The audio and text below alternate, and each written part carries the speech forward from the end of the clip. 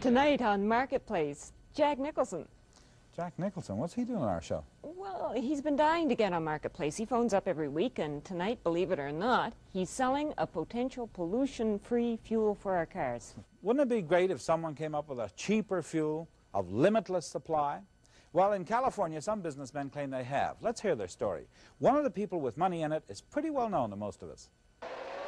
It's Jack Nicholson, all right. And the car he's driving is unique.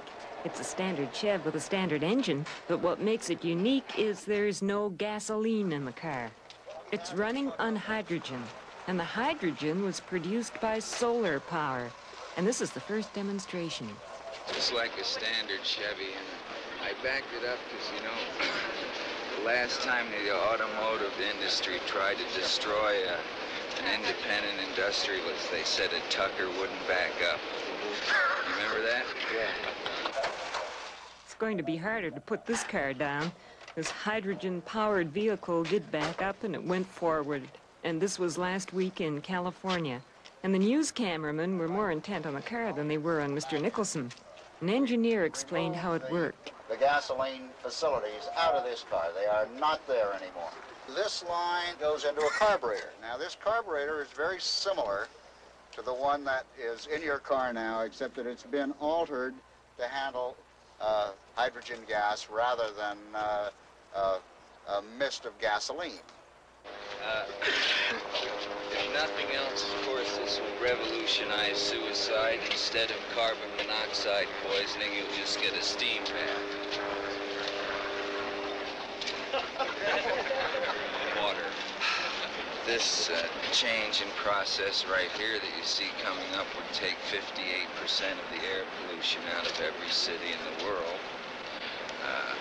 I would say that a shift in the oil economy might change some of the politics of the world at this moment. There are a lot of very good things that could come from using the power of the sun. Power of the sun. They claim that these small cells are the key. They aren't on the car. They'll be at the hydrogen production plant. These are prototypes, but they work. They're made of a silicon compound, and they're like small batteries. They absorb the power from the sun, and they produce electricity, and the electricity is passed through water to produce hydrogen and oxygen.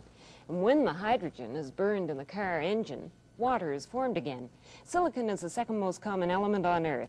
And these developers, the Solar Hydrogen Development Company, own a silicon mine. And they plan to cover 16 acres on the Nevada-California border with silicon solar cells and produce enough electricity to run factories, to heat and light homes, and of course, to power those hydrogen cars. They say they'll be able to do it for a quarter to half the cost, about the same as if you were paying 35 cents a gallon for gasoline. They plan to set up hydrogen service stations, not owned by the oil companies, where you'll pull up for a fill-up. The hydrogen will be combined with metal in an inert white powder, which makes it explosion resistant. And pollutants are almost negligible. There's no carbon monoxide, sulfur gases. Any engine will run on it if it's modified. It all sounds wonderful, perhaps too good to be true. But if it is, you saw it first here on Marketplace.